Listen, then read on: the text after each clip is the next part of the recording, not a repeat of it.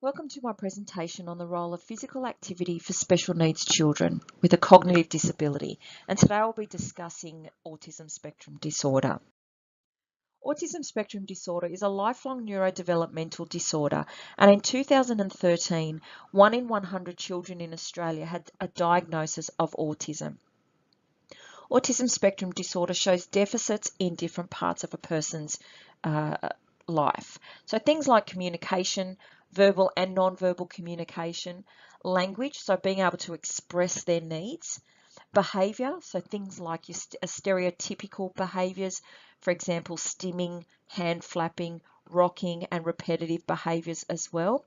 Social interactions. Often children with autism prefer to do activities on their own and are limited to interacting with other children. And learning. So it affects a child's learning.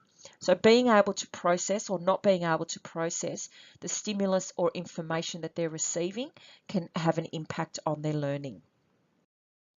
So some of the benefits of physical activity on a child with autism. There are physical and social and behavioural benefits. So some of the physical benefits include things like cardiovascular health.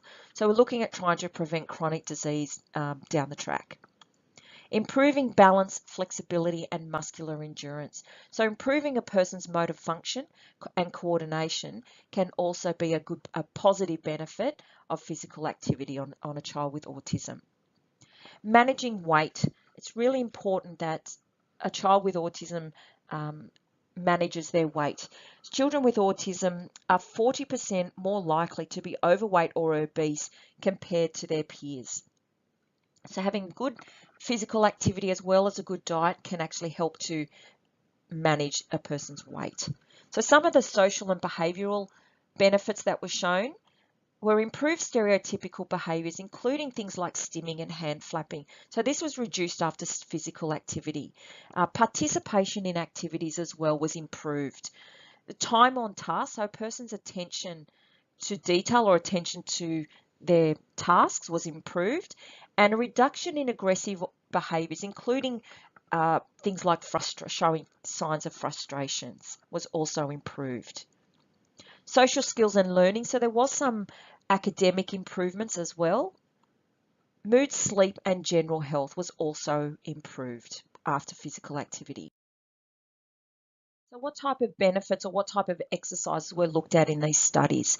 So if we look at running, okay, showed that 8 to 10 minutes of vigorous exercise improves some of these negative behaviours. So the stimming, the rocking, and also improving things like attention span, being able to stay on a task for a lot longer as well.